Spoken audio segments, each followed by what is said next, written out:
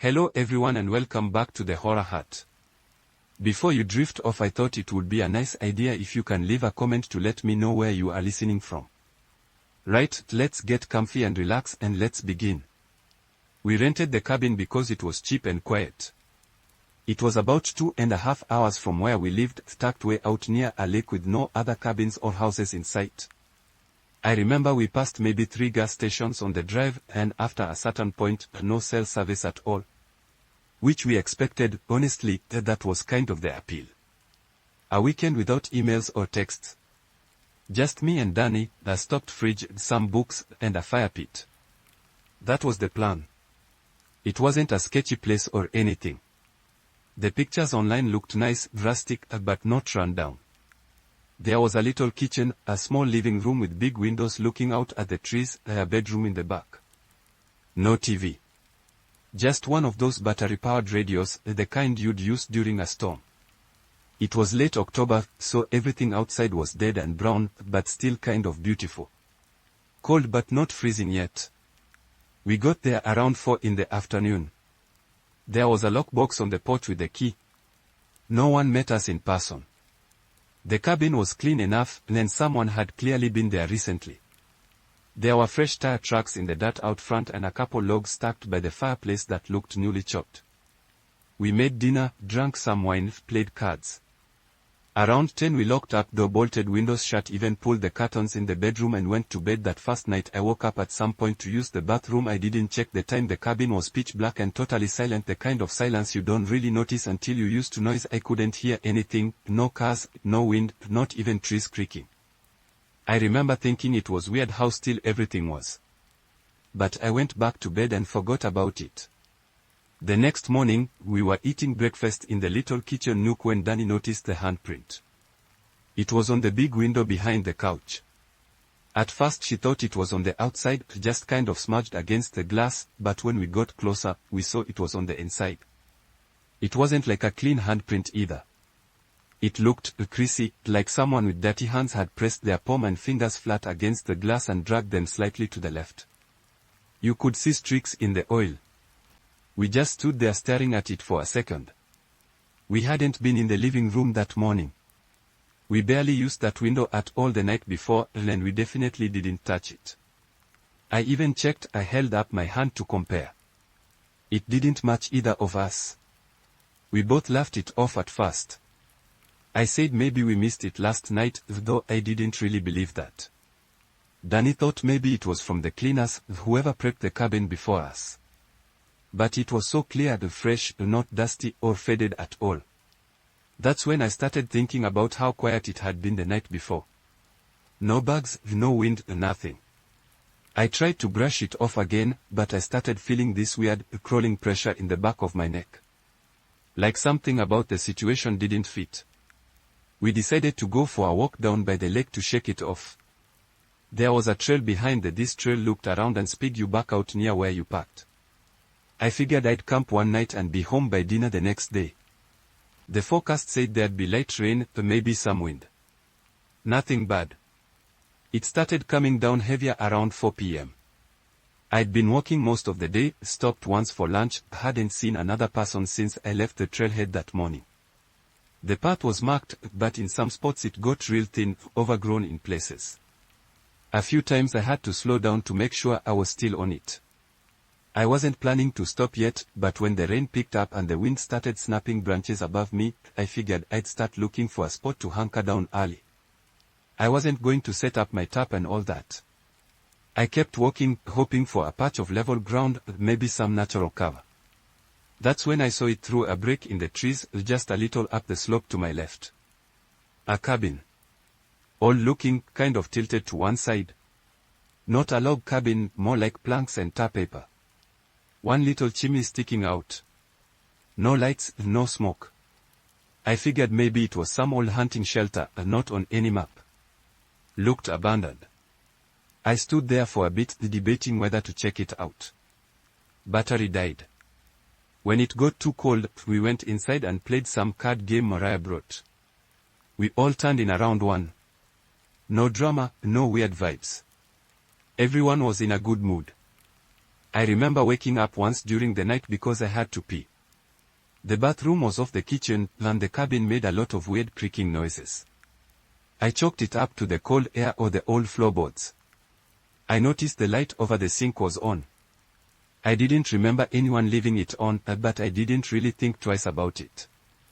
The next morning, the things were off. Chris was already up, sitting on the front steps with a mug of coffee.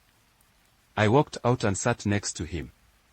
He didn't say anything for a second, then he just goes, "Look at the cars." All 4 tires on both vehicles were slashed. Not popped or flat, slashed, clean slices like from a knife. I just stared at them thinking it had to be a prank or some stupid accident, but Chris shook his head and said he checked 8 tires all wrecked. Mariah and Nate came out a minute later, still in pajamas, and we told them Cassie didn't come out. At first, we figured she was still asleep. She had the upstairs loft to herself. Nate went up to check and came back down saying she wasn't there. Her bag was still up there, her boots by the door, but no sign of her. We searched the cabin. Nothing. Then we checked the trail behind it that led toward the lake. Still nothing. No note, no text. Of course, we had no signal. Everyone tried their phones anyway, even though we knew it was pointless. Her phone was gone though. That was the one thing missing. That's when things started feeling real, not horror movie panic, just confusion, that weird quiet kind that makes you feel like you're not really awake. Cassie was the type to go off on her own without saying anything, especially not without shoes or a jacket. The air was cold enough to see her breath. We thought maybe she was trying to get signal, maybe she hiked up the road. So me and Chris started walking that way. We passed trees, empty ditches, no houses or cars for miles. The road twisted uphill, and we followed it for maybe 20 minutes, calling her name now and then. No answer. No footprints on the dirt shoulder except ours. We came back. Still no Cassie. Mariah was pacing by the fire pit. Nate was inside flipping through drawers, I guess looking for anything helpful. When asked what he was doing, he said, "What if someone came through in the night? What if they messed with the cars?" I remember saying something like we would have heard it, but even as I said it I was sure I hadn't heard anything, just creaks, just the light being on. That when I remembered the light I told them about it, and for a few seconds everyone went quiet. No one admitted to turning it on. It was just on. We tried to stay calm. No one said the word kidnapped. Out. But that was where all our minds went. We took turns walking loops around the property, calling her name, checking near the edge of the woods. I even knocked on the crawlspace door under the cabin like an idiot, as if she'd be stuck down there. By late afternoon, we knew we had to get help, but we were stranded. No service, no tires. Nate wanted to walk out and find a ranger station or a house, but we weren't even sure which direction would be fastest. And it was already getting dark. Chris said we should wait till morning, all stay together, then leave at first light. No one argued. We were all scared. We locked the doors, blocked the back one with a chair. She asked. I tugged the latch, but it didn't budge. Locked. I tapped on it and it sounded hollow on the other side, like a stairwell maybe. No key? She asked. We looked. Checked drawers, boxes, even the weird little compartment above the stove. Nothing. So we left it. It wasn't like we were going to tear it open with a crowbar. We joked that maybe it was full of cold or moonshine. Honestly, it barely stuck in my head after that. I slept okay until sometime after midnight. I woke up because of a sound. It was really soft, just a tick tick tick, like something tapping on wood. Not constant 3 taps, then silence. Then another 3. I thought maybe it was an animal under the porch. I stayed still for a few minutes listening, but it stopped. Next morning, I asked Becca if she heard it. She said she thought it was me. We spent most of Saturday clearing out some junk, just seeing what was in the place. There were a bunch of old tools in the shed up back, a stack of yellow newspapers from the 80s, a filing cabinet full of receipts and letters. The last one was dated 2004. That was the year our uncle had some health thing, a stroke or heart thing. I can remember exactly. After that he never left the property. According to Dad, he stopped answering calls. We didn't talk about the basement door much.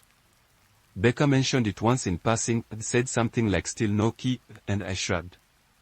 It felt like talk where he was from, what he did, but his answers were short. He said he worked from home but didn't say what he did. Said he liked hiking. That was about it. At some point, I asked if he'd mind me putting on some music. He just said, actually, could we keep it quiet tonight?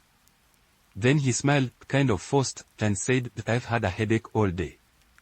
I didn't press. I just said sure. Around 10 I told him I was going to crash. The couch was short, but I made it work. I used a hoodie as a pillow.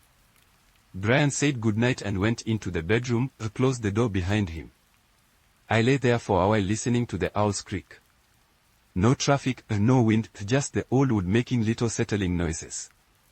At some point I dozed off. I woke up a few hours later. It was pitch black.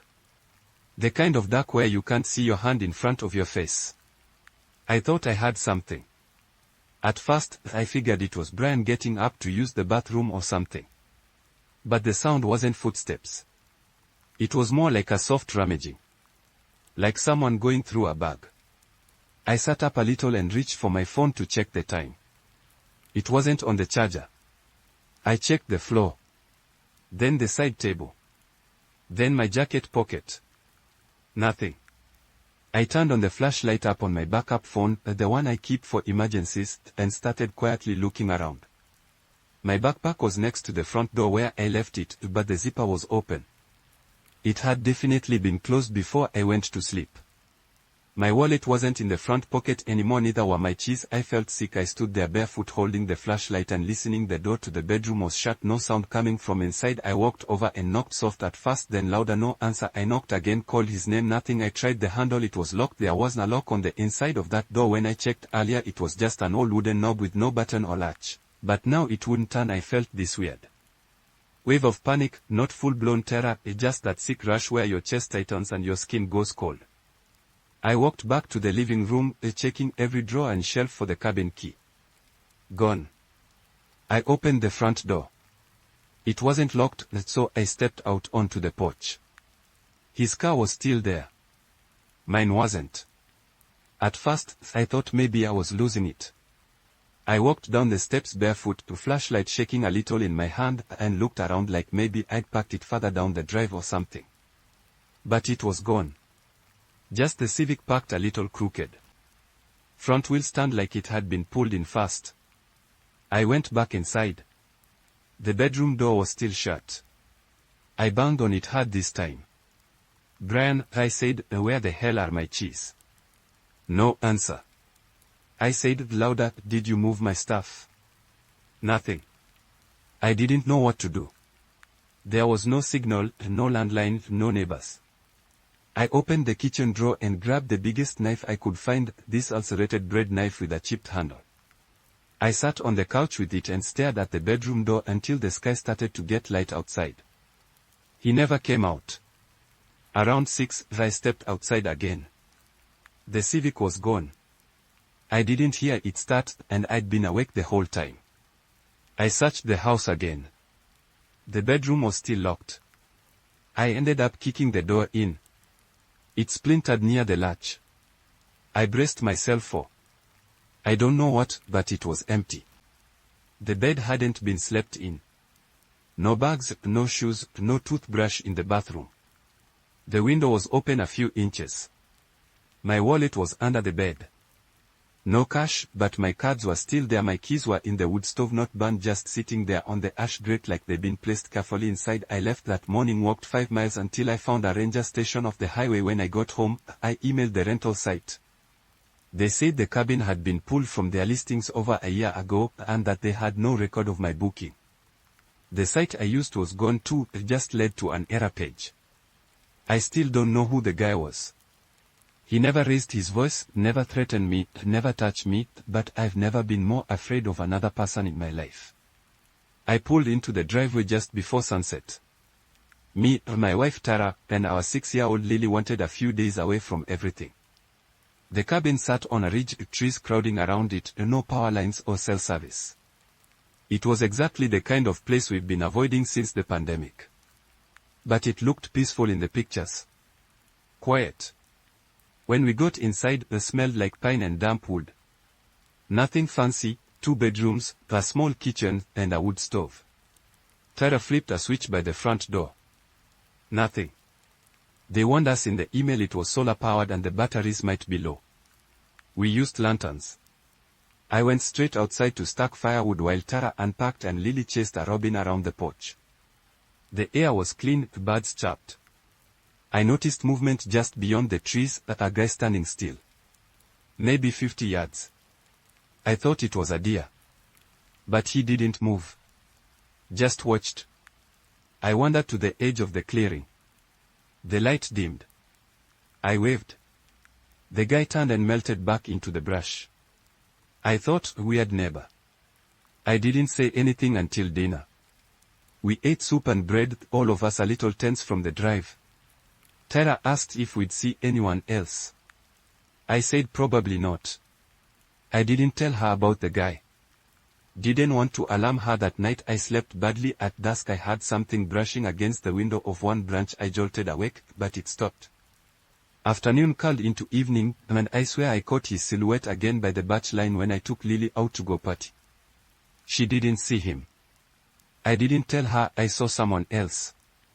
I couldn't explain it. Next day, I tried not to worry. I brought in water from the creek and set up camp chairs by the fire pit. I left my jacket on the back of one chair and walked inside to put Lily to bed.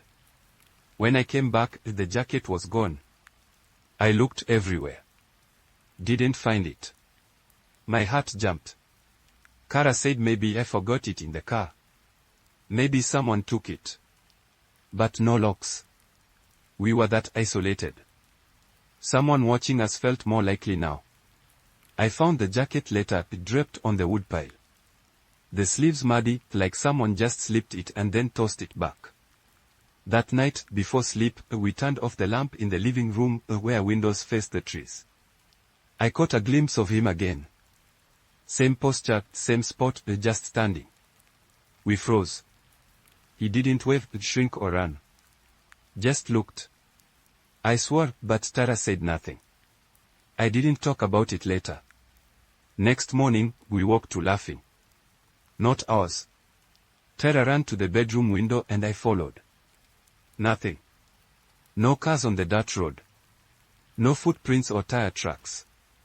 Nothing that suggested another person. Just a quiet place. Tara tried to convince herself it was squirrels with bones or something, not a person. I tested the solar setup. Lights flickered but stayed. Maybe weak batteries. I went to town that day. I needed signal. About 20 miles away, I found a convenience store and got a coffee. I called work, told them I'd be out of range for a few days. I texted my friend Jeff, asking him to check messages if I dropped off grid. He wrote back right away, asking if I was okay. I ignored him. By the time I hit no signal, I realized Tara would juggle both teeth and no power. That karate feeling in my gut grew. I drove back. When I pulled up, dusk was falling. Lights inside dimmed. I flicked them on just as the power failed. All of it. Solar died or clouds drifted. Tara had Lily in the living room, blankets wrapped. We heard someone walking softly across the clearing. Pine needles crushed a footstep. I flipped a lantern on and peered out. Nothing. Then Lily asked, "Daddy, was that a man outside?" Her voice cracked. We froze. I saw a too dark pants hoodie just beyond the trees, too tall to be me. He stayed still watching. I knelt down. "It's okay, baby," I said, but I felt hollow. That guy had shown up when lights died. He came close. I thought we never saw his face. Tara and I looked at each other. I said, "We're leaving." She nodded. We packed with speed we didn't know we had. I grabbed flashlights, some food, the keys. Tara picked up Lily. Another footstep in the clearing, in the dirt near the porch crunch. She froze. I looked. The guy was gone. We piled into the car. I locked the doors. The heater roared because there was fuel in the tank. I drove off before a second thought. That night, in a motel room, we watched bad TV until early. Next morning, I drove back with a cop. He walked around the cabin. he found footprints, multiple sets leading toward the road and back. No prints inside the porch. No sign of entry through windows. He said I should check. The place was spotless, smelled like fresh paint and pine. I didn't think much of the note. It didn't worry me. Jen thought maybe they looked for fire hazards. It was fine. Later, around 3, we were fetching more wood when a woman showed up down the drive. Not walking, driving.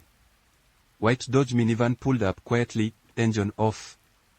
She waved, clipboard in hand. She looked official, khakis and polo with a small green patch on the sleeve like a park badge. Hi from Alpine State Park, she said, doing safety checks today, just checking alarms, exits, lock boxes, name on reservation. I told her our names. She scribbled on the clipboard something illegible. I asked when she got in. She said she'd been at the ranger station since 9, then came out mid-morning, stopped at 2 cabins today. Ours was next. She asked smart questions. When we arrived, how many people? She tested the smoke alarm, turned a couple of lights on, tested the door latch, jiggled the deadbolt. She was polite, stood to the side when Jen and I walked around. I asked about cell service. She said there was none past the main lot. Then she left and said have a good weekend and tossed the clipboard in the passenger seat. Before leaving, she looked at us again and said, if anything comes up, call Park Dispatch. We have a ranger 24/7. Smiled and walked away. We waved and shut the door. I thought of that note and shrugged, probably the same person. We carried firewood inside, had coffee, and started our first dinner on the wood stove. That night we stayed up late playing cards, drinking. Cabin creaked, wind rattled the windows. We shut everything, slid the little deadbolt at 11. I put my keys on the counter, Jen's purse under a chair. We slept fine. I think I woke up around midnight, heard something moving outside, but put it down to a deer or raccoon. Nothing obvious. Next morning I made eggs. The place felt the same, light streaming in, a wind in the trees. But I felt twitchy, like when you leave the door unlocked. I mentioned the clipboard and clipboard woman to Jen, and she said it was fine, just routine. I trusted her. We packed for a hike up past the ridge. Cabin empty, lights off, door locked. Hiked hard all day, reached a lookout at 4 beautiful views, sun still bright, took pics, chatted, Jack trail mix out of my bag. On the way back I realized I left my keys. We descended fast, got back to the cabin around 6. I fumbled pockets, no keys. I checked the table, not I checked Jen past there. She said she grabbed them last. I grabbed the spare from my backpack. Good. We got inside. The door was slightly ajar. Not unlocked exactly, but it looked like the deadbolt had been turned halfway. When we unlocked it, the latch clicked right through, like it wasn't catching. I froze. Jen said, what the hell? The cabin looked the same. Nothing knocked over, nothing missing. Smoke alarm still there. Lights off. Clipboard gone. No sign of anyone else. We searched pockets, backpacks. No spare key, I'd left it in the van. Now we couldn't relock properly. I tightened the deadbolt. Didn't feel right. I started pacing, looking out windows. Couldn't see anything. We left for dinner in the van, ate cheap burgers. Got back around 10, sky dark. Cabin seemed darker. I poured coffee, checked locks. All tight, but I felt claustrophobic.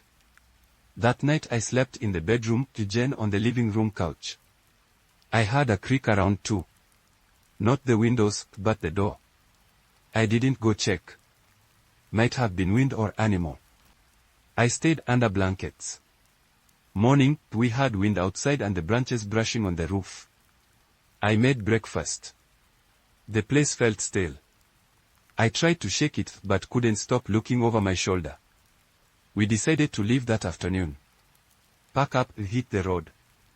When I pulled the van up, I went to lock the cabin. I tested the door latch. It still jiggled, showed it might have been forced at some point. I took pictures of the deadbolt door frame latch hardware. No obvious damage, but not tight. Then we stopped at ranger station at the park entrance. I asked about safety checks. The guy looked confused. We don't do safety checks. That road 3 miles in. When I parked Friday afternoon, I noticed nothing out of place. A little A-frame, chipped paint, a few logs stacked by the porch. I locked my truck, grabbed my bag, and stepped up to the door. Inside smelled like old pine and damp blankets. No power, just a solar panel outside and a battery bank under the sink. I flipped on one of the battery-powered lanterns and started unpacking.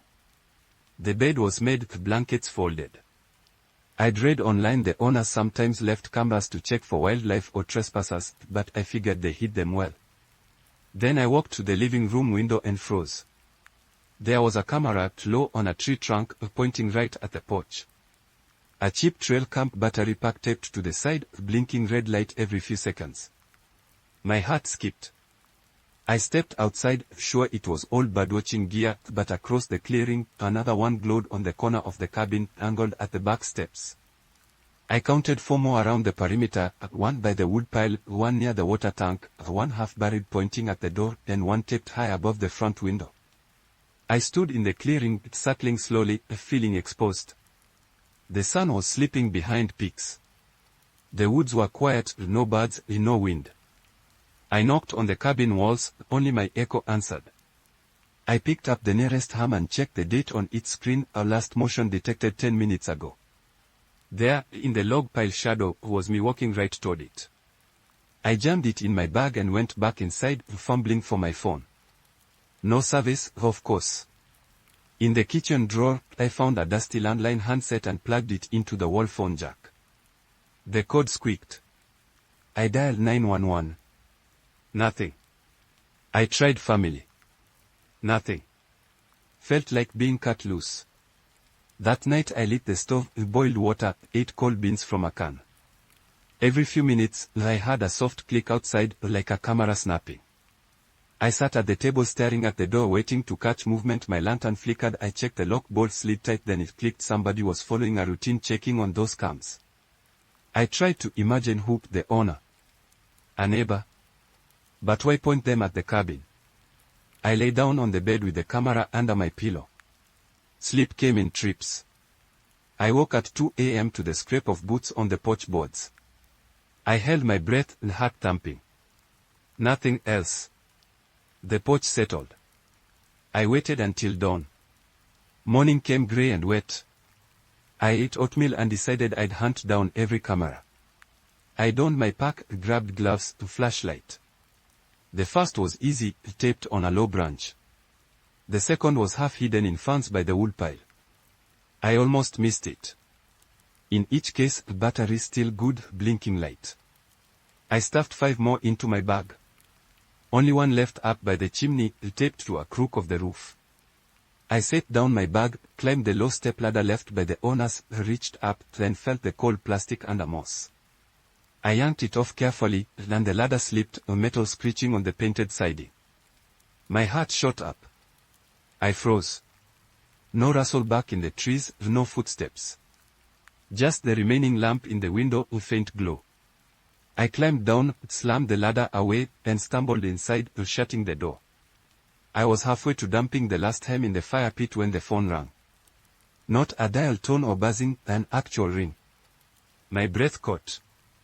I stared at the handset, then lifted it. Put it back. No accent. Quiet. Calm.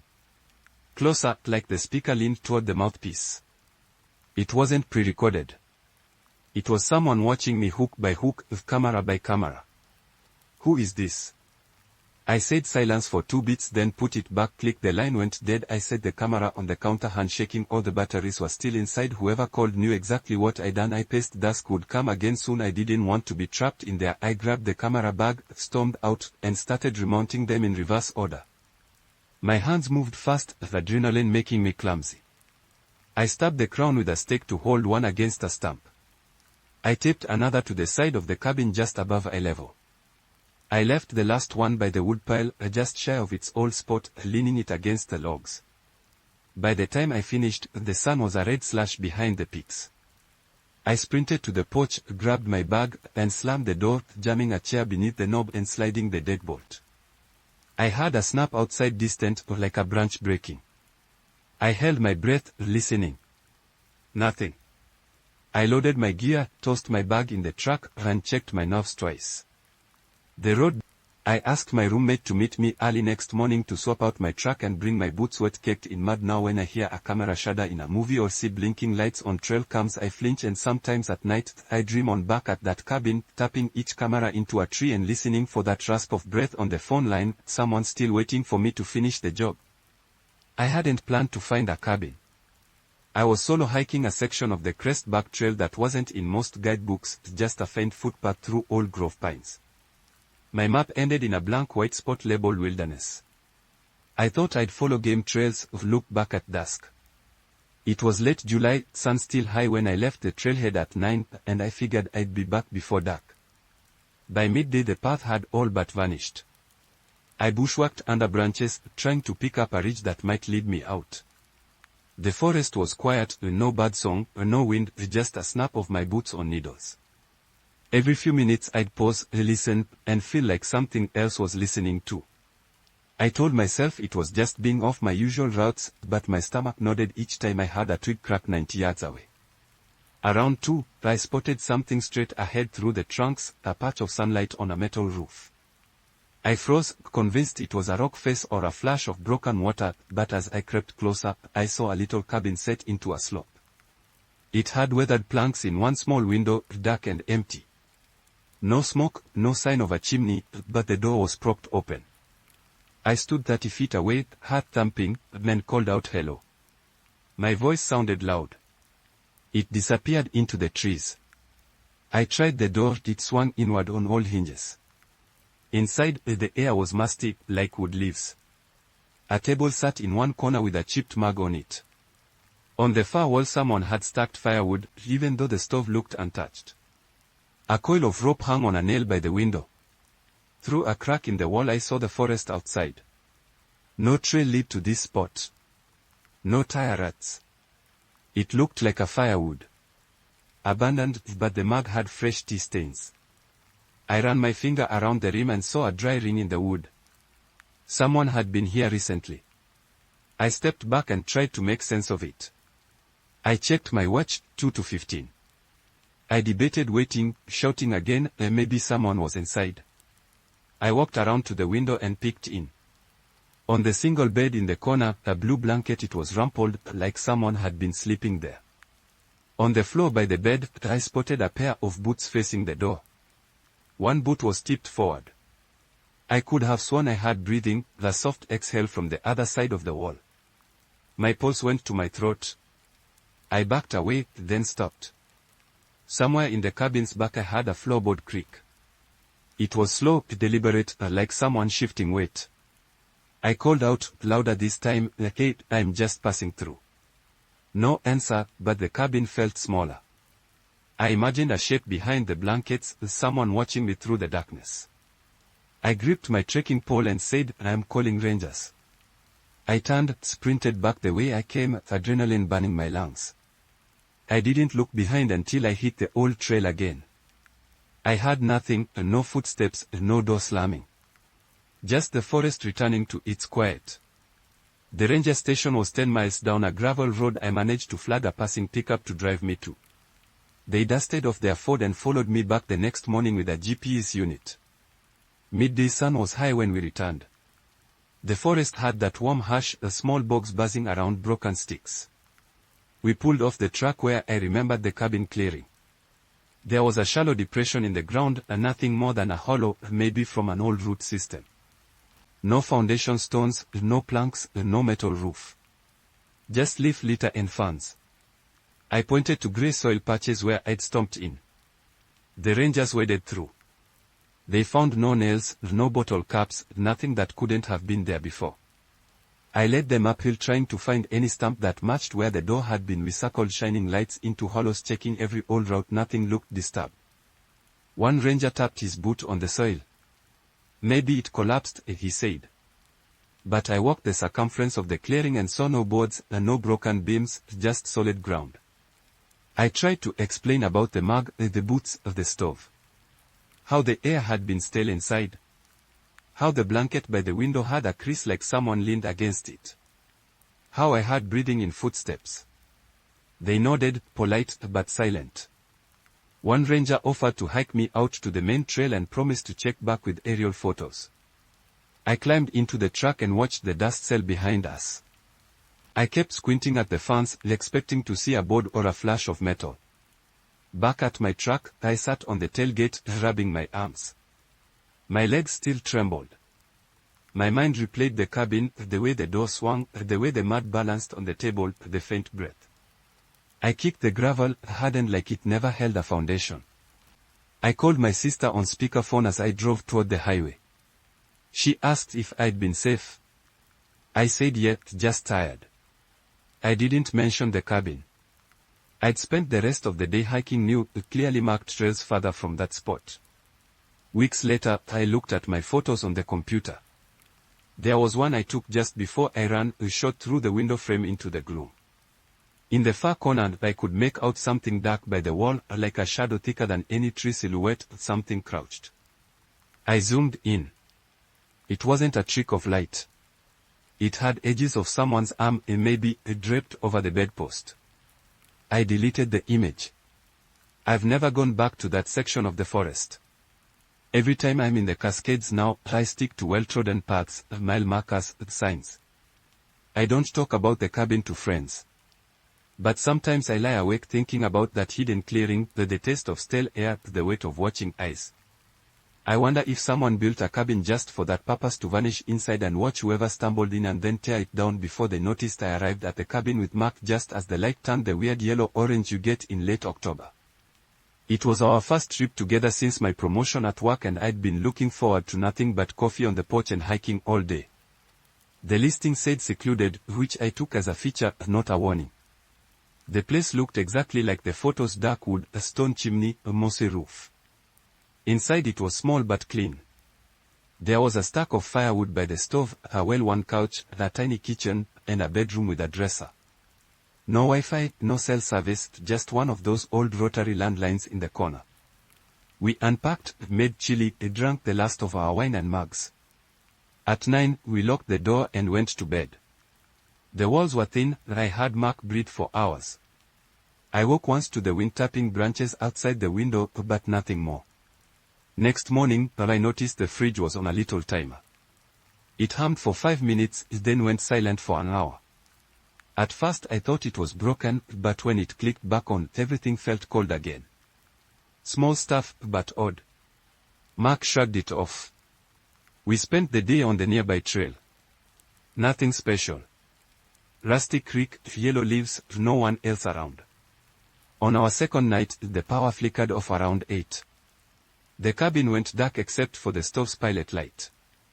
I heard something shift in the loft above the bedroom, just a soft scrape. I froze, listening. Nothing happened. After a minute, I shrugged and grabbed my book by flashlight. Mark said he'd fix the breaker in the morning. Around midnight, I woke to a thump in the living room. I'd left my phone there on the coffee table. I nudged Mark and whispered. He said probably the couch settling, but the thumps kept coming once every 60 seconds, soft but measured, like someone was tapping their fingers on wood. I lay still until it stopped, then lulled over and pretended to sleep. In the morning I discovered the cupboard under the sink door was ajar. I didn't remember leaving it open. Inside, I saw a small enamel tray with a pad of paper and 2 pens. I flipped through the pages. Grocery lists, doodles, phone numbers probably left by past renters. I tucked it back and closed the door tight. That afternoon we lit the stove again and I cooked soup. I poked at the grate and found something underneath, the metal key taped to the underside. Not the cabin key, it was longer, like an old door key.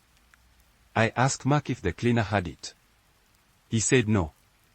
I pocketed the key. After dinner, I told Mark I wanted to check the loft. We hadn't been up there. The ladder was folded near the dresser. I propped it, climbed up. The loft floor was bare, dusty, and no footprints. There was a little hatch in the ceiling. I lifted it a few inches, pitch black. No ladder above that, so I dropped it back and climbed down. We went to bed, but I lay awake thinking about the key and the hatch. I nudged Mark, said, "What do you think the key opens?" He said, "Probably the old root cellar." I didn't buy it, but I didn't press it. Morning of day 3, after coffee, I said I wanted to explore the cellar idea. Mark agreed to go with me. 2019, Tom P., July 3, 2020, Maria L., August 15, 2021, crossed out, Jenna H., September 28, 2022, crossed out, October 10, 2023, the last line was blank except for the date. My heart thumped so loud it echoed in my ears. Jenna H. was me, my last name starts with H, and it arrived on the 28th. I stared at it, and then at the dates. Each previous name paired with the same mid-October weekend crossed out when their date came. I felt Mark's hand on my shoulder. He asked what was wrong. I showed him the list. He paled. We looked around. The dresser had never been moved. No reason anything else would be under there. The names, they were people who'd stayed here at the same cabin, same weekend, every year for 5 years. And they were crossed out. Like they didn't exist anymore. I told Mark we had to leave. He agreed, but I also wanted to call someone. I ran to the phone, but it was dead. No dial tone, just silence. I checked the jack, nothing. We've lost the one line. We packed in shaky silence. I kept eyeing the dresser. I stuffed the list into my bag and grabbed my phone, pray for signal. Nothing. We headed for the door, but I stopped at the hatch and the floorboards. It sat slightly ajar, like it had been opened again. I slammed it down and locked it. My hand shook so hard I broke the lock on the crawl space latch. By the time we walked to the truck, the sky had turned purple. I jumped in and hit the starter.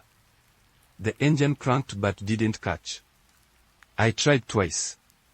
Nothing. Mark tried. Nothing. My breath came fast. We were stranded. I looked at the cabin. No lights, no movement. I glanced at my bag. The list fell out, fluttered at my feet. I kicked it away and glanced back at the doorway. I thought I saw a shape in the window, like someone standing behind the curtain watching a struggle. I slammed my door and ran around to the passenger side. I grabbed the list and my pack, ran across the clearing and into the woods without looking back. Branches whipped my arms, my lungs burned. I followed the faint path we'd come in on, stumbling toward the highway we knew was 5 miles out. I called 911 when I hit cell service, already breathing hard.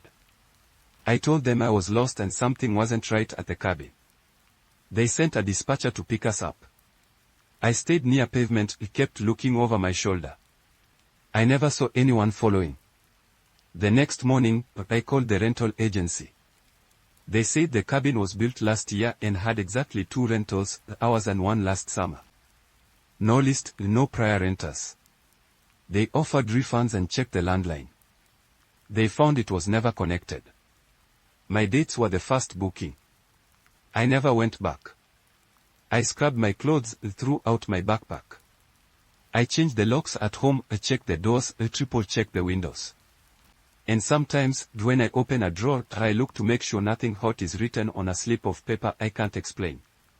I pulled into the driveway just as the sun slipped behind the pines, and for a second the cabin looked perfect, dark wood, stone chimney, a little smoke curling from the flue. Me and Jenna unloaded our bags. The place was empty, quiet, and smelled like wood polish and pine needles. I unlocked the door, flicked on the overhead light, and we stepped inside. At first glance, everything felt normal. But then I noticed the couch was maybe 6 inches farther from the wall than it should have been.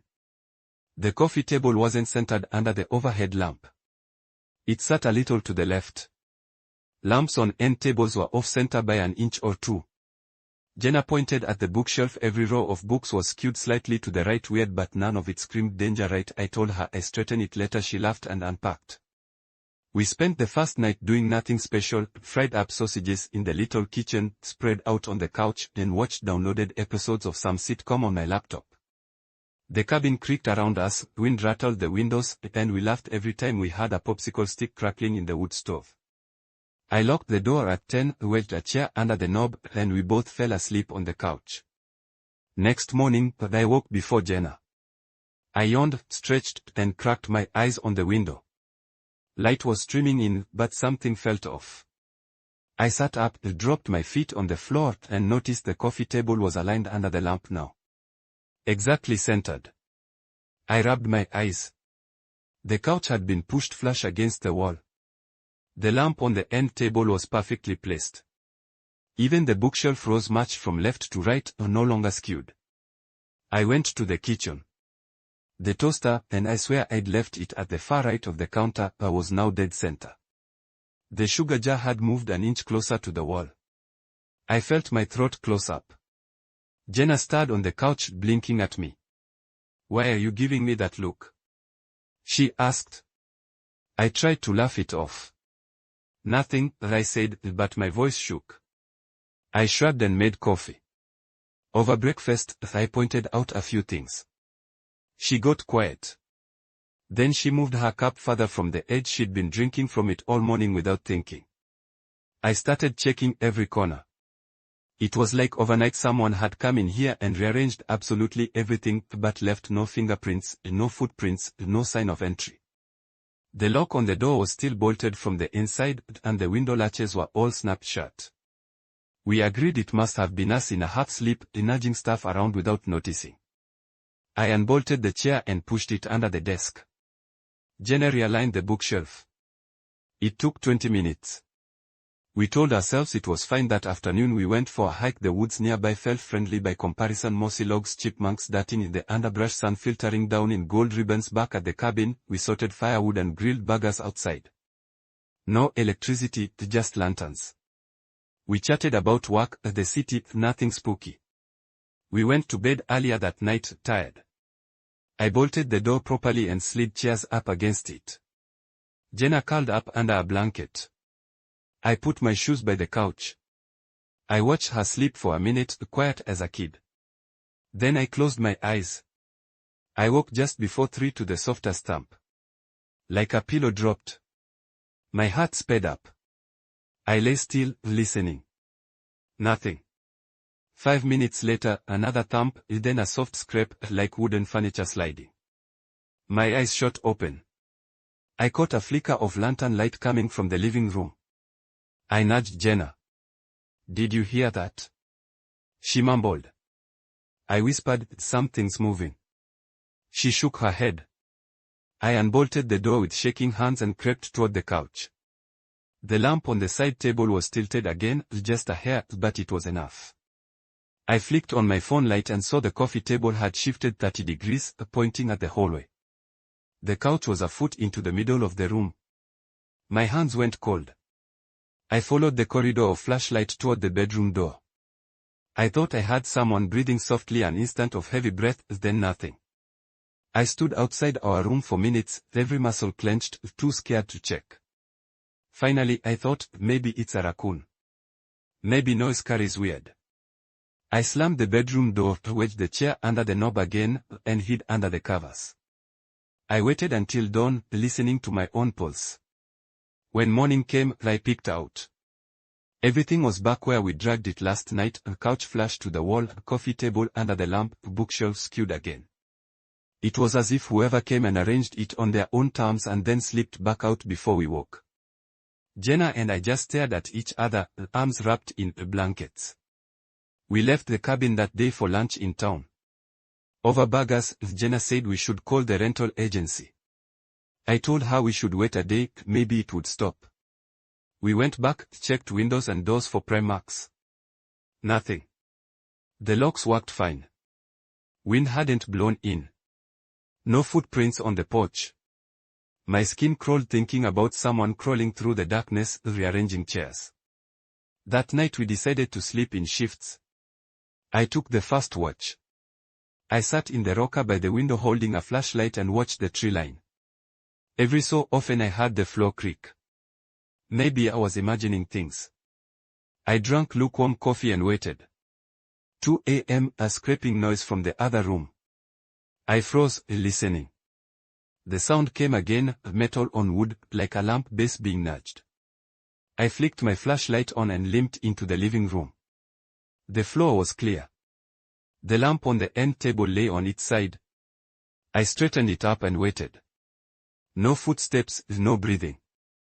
Nothing but my ragged breath in the silent cabin. I kept watch until 6. Jenna woke up and took over.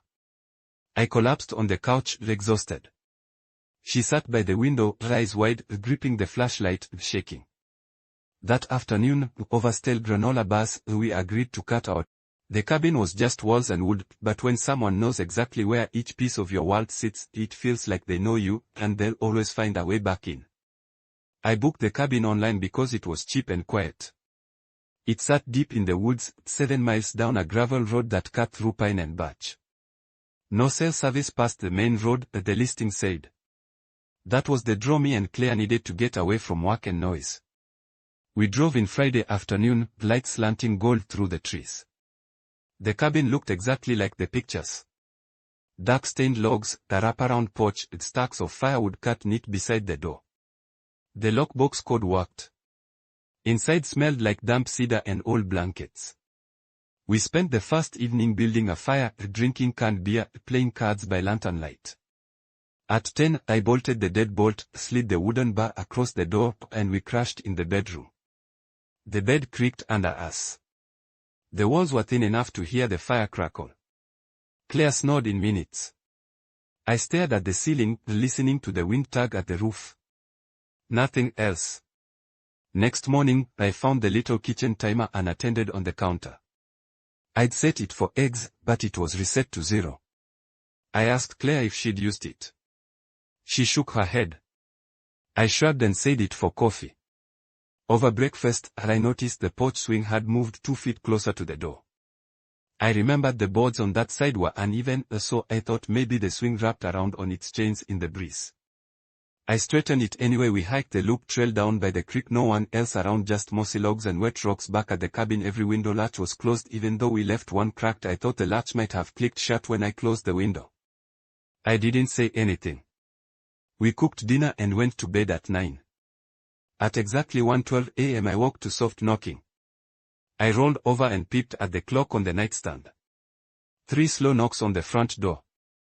Knock. Pause. Knock. Pause. Knock. I jerked awake and nudged Claire. She blinked at me. Craggy. I whispered, someone's at the door. She mumbled, probably a raccoon. I shook my head and got out of bed, lantern in my hand. Downstairs was quiet except for the knuckles tapping the wood. I slipped off my slippers and crept through the door. Through the peephole I saw nothing but darkness. I rattled the deadbolt. It stayed locked. I whispered, go back to sleep. Slipped back upstairs and wedged the chair under the doorknob. The knock stopped. I lay awake until dawn. I squeezed shut. Morning light felt strange. I checked the latch on the window. I'd closed ajar again. I didn't mention it to Claire. At breakfast, my spoon clinked against the bowl so loud I jumped. Claire watched me a moment and said nothing. I tried to laugh it off. Night 2, the same drill. At 1 point 1, 2, 3 knocks. I sat up. Claire was out cold. I rolled out of bed, grabbed my phone for light, and crept down. The knocks came from the front door again. I didn't hear them at the back, steady, deliberate. I pressed my ear against the door. Wind, the wood groaning, and that tapping. I tried the deadbolt. The door didn't budge. I peeked through the window by the lock. No flashlight, no shape. I chick-laid the bolt just to hear it click. The knock stopped. I went back to bed and pulled the covers up over my head. Next morning I noticed the firewood stack was missing 2 logs. I remembered exactly where we left the pile by the porch. We had touched it. I asked Claire if she moved logs to feed the stove. She said no. I shrugged and leaned a couple logs back, stomping mud off my boots to keep the floor clean. That day, I paced the living room, checking the locks and windows. I tried to distract myself with cleaning dishes, sweeping floorboards, adjusting pictures on the walls. Nothing felt right. I kept glancing at the door, hearing phantom knocks. I knew it was real. My gut pinched every time I thought of it. That night, I didn't lock the deadbolt. I wanted to see if someone would try the knob. At 1:12 a.m. the 3 knocks came again. I held my breath. The knob rattled once light, like a quick twist, but the door stayed. I flicked on the lantern. Nothing outside. My heart pounded so loud I could barely hear the wind. Then I heard soft footsteps on the porch boards, walking in rhythm with my pulse. Creak, creak, creak. It stopped. I stayed by the door for 5 minutes, shaking. I didn't check bolts or use the chair. I just crept back to bed and had Claire until the sky turned grey. Morning brought a new terror. The bedroom window was wide open, and the latch on the inside was snapped. That window faced the woods, 20 feet off the ground. I don't know how anyone could have reached it without a ladder. I woke Claire. She sat up, pale, and we stared at each other. I said we were leaving. She asked about our phones. Mine had no bars. Hers showed 1 bar. She dialed her sister, a voice trembling. No answer. We kept trying. No one. We packed frantically, stuffing clothes into bags, piling into the truck.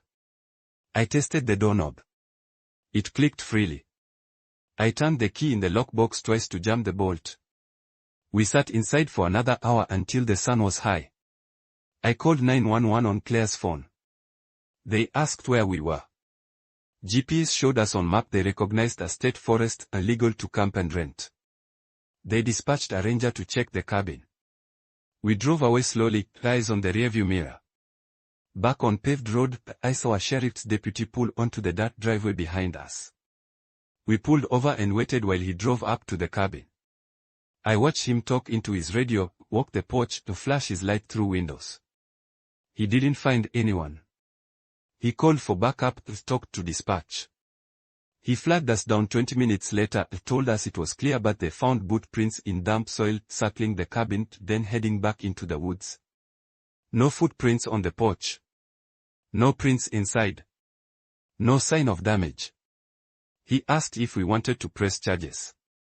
I shook my head. He said keep your phones on and call if you see anything else. I nodded and we drove off, both of us silent.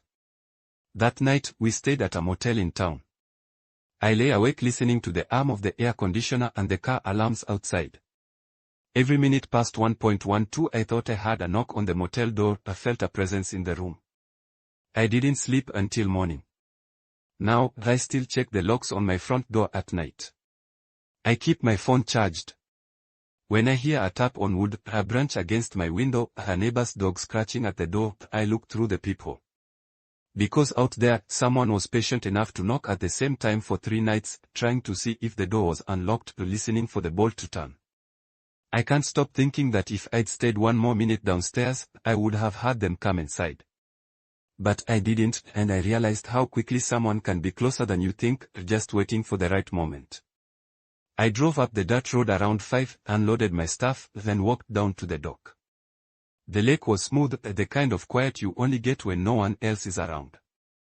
My rental cabin was 10 yards from the water hidden in cedars. I planned a week alone to ride and fish. Get away from my phone. I noticed right away there was no cell service pass to turn off. Exactly what I wanted that first night. I made chili on the stove, ate by the window, watching the lake turning black. I turned off all the lights around 10 and went to bed. In the pitch dark, I heard water slapping against the dock, slow, steady. I assumed it was wind or a fish. I closed my eyes and slept. Next morning over coffee I sat on the porch and looked across the water. On the far shore, about a quarter mile away, there was a thin slash of light. It was about 5 feet off the ground, steady, like a lantern set on a stump. I blinked, waited. It stayed. I shrugged. Maybe someone camped there. The area was public land. That day, I hiked east of the lake. I passed no campsites, no people.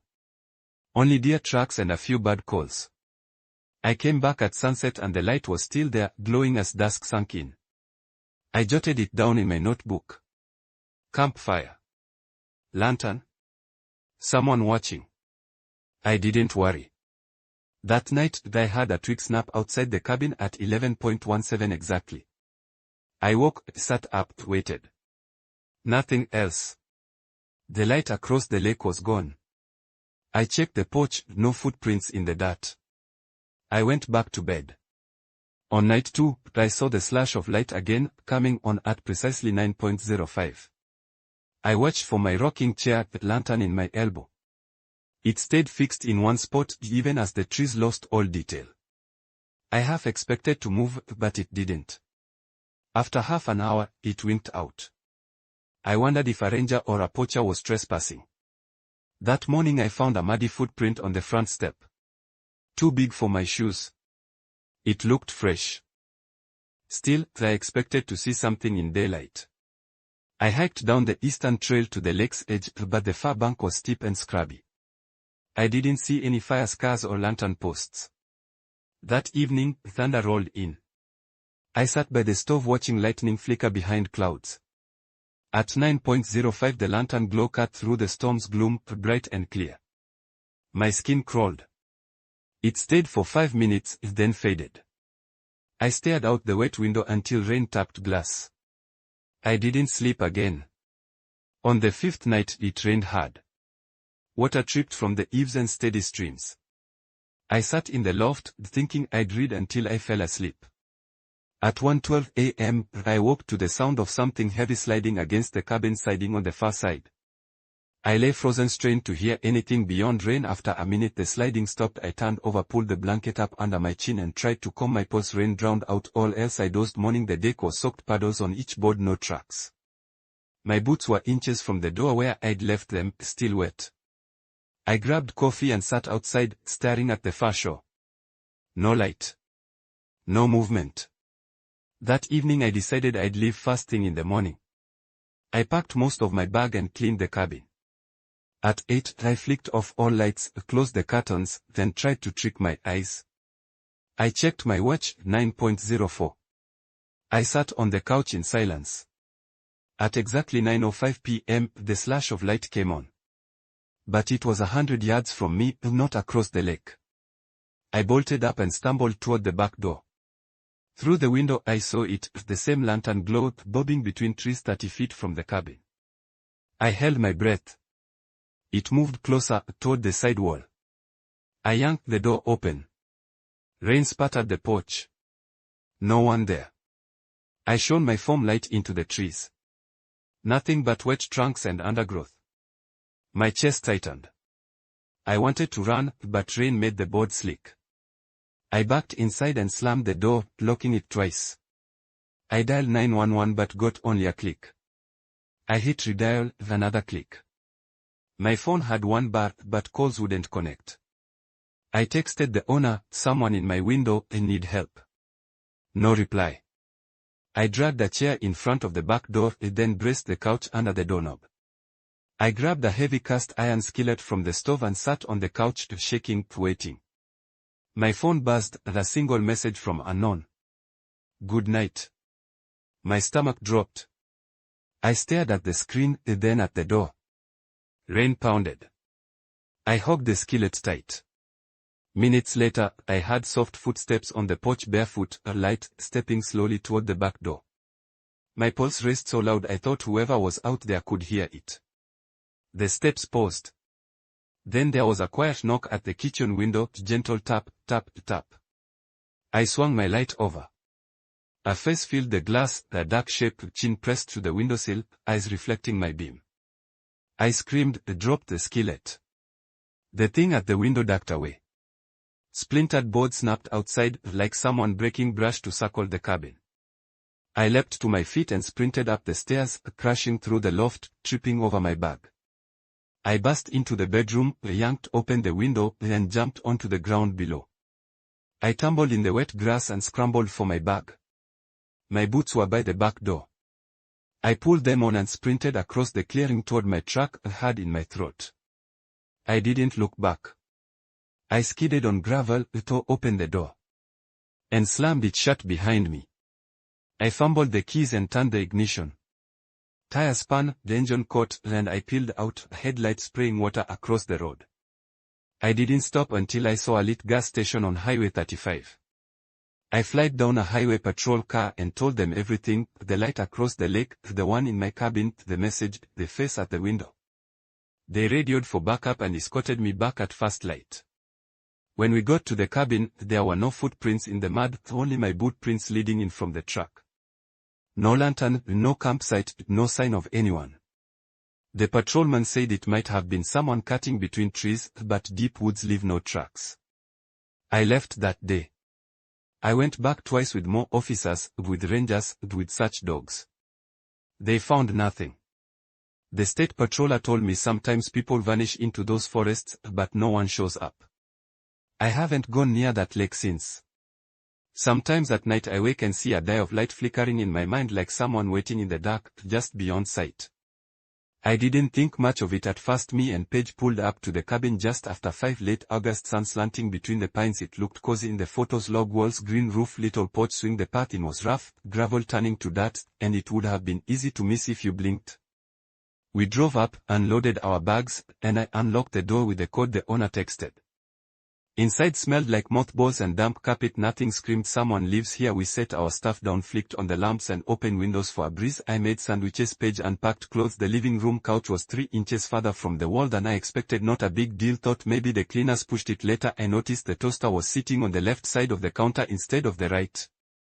Paige asked if I'd moved it. I said no. We shrugged it off. That night we ate dinner by lantern light, steaks and corn cooked on the little gas stove, and laughed over a bottle of wine. We locked the door at 9, slid the bolt. I cocked my head at a floorboard creaking above us, but said nothing. In bed, the house was quiet except for the fan in the hall and the breeze rattling window screens. I slept hard. Next morning, I stumbled into the kitchen, blinking. The sugar bowl was on the far corner of the table instead of by the coffee maker. Paige wasn't up yet. I fixed coffee and nudged the bowl back. I told myself I'd moved it in my sleep. I didn't ask Paige because I didn't want her to think I was losing it. We spent the day hiking a nearby trail. No one else on the path. At midday I counted the blade marks on my pocket knife, 17 nicks, not 16. I checked a pile of logs by the stove later and saw my knife was missing. I asked Paige if she saw it. She shook her head. After lunch I found it tucked into the firewood stack, handle sticking out like someone wanted me to see it. Goosebumps. I told myself it was me stashing it and forgetting, but I remembered clearly tossing it on the counter that night. I slept on the couch so I could keep an ear on the floor above. I fell asleep around 11. At 2 I woke to the sofa shifting beneath me like someone pressed down on it from behind. I froze, held my breath. Nothing else. I sat up. The couch hadn't moved. I chalked it up to a bad dream and lay back down. The next time I opened my eyes, a dawn was breaking. Over cereal, I told Paige I wanted to check the attic. I'd noticed that little square door in the ceiling when I unloaded my bag. She looked at me funny but agreed. We pulled a chair under the hatch in the living room, lifted it, and climbed in. The attic crawl space was maybe 3 feet tall and 10 feet long, insulated walls and floor. Nothing but dust and an old single bulb dangling from a wire. I crawled toward the far end, where I saw a flattened spot in the insulation. There was a small coat frame, rusted, with a filthy blanket on it. Next to it, a dusty duffel bag, half-open, empty cans of beans, and a stack of paperback thrillers. On the wall, someone had taped Polaroid photos, shots of the cabin windows, the porch swing, and empty beer bottle on the table. My face was in one, asleep on the couch. My heart pounded. I whispered Paige's name, and she stayed frozen at the hatch. I flicked the bulb switch. A weak glow showed more stuff, a rolled yoga mat, a small camping stove, stacks of notebooks with scrolled dates. The last entries were 2 days ago. They turned the knob just enough to hear the bulb, then a line scratched out. I slammed the hatch and dropped to the floor. Paige was white as a sheet. We ran downstairs and bolted the door. I grabbed my phone, no service, and dialed 911 from the landline on the kitchen wall. No dial tone. I tried again. Click. I shoved my hand through the boards under the sink and ripped out the cable. Nothing. Electricity still worked, so the phone jack was fake. I found the old screwdriver by the fuse box and popped the socket outside. Lights died, windows plunged into grey dusk. I covered my eyes and listened from above, soft creaking, shifting insulation like someone walking on boards, footfalls very slow, measured. I whispered, "He's up there." Paige grabbed my arm. I told her we had to get out. I opened the front door, locked, blocked by chairs and a ladder. All our limbs cramped from loading the car this morning. We shoved the chairs away, wrenched the bolt and ran. Halfway down the drive I looked back. The cabin windows glowed faintly orange with no lanterns in the added crawl space. I sprinted to our car and jammed the key in the lock, the doors clicked open. I hit the gas and tires spun on gravel. Paige was silent, her head pressed to the window. We called the sheriff from the house. We left the cabin for good at first light, at sun slanting through trees that suddenly felt menacing. Back in town, I slept in a motel room with a chain lock and 2 deadbolts. My nightmares still stick to me, muffled breathing in the ceiling, the sweep of a flashlight beam across my face and sleeping bag. I checked my place for squatters the next week, crawl space under the porch, attic vents, everything. Nothing turned up. I sold my tools, turned off my phone ringer, and now I leave a floor lamp on when I'm home. Sometimes at night I hear a bump in my ceiling, a shift.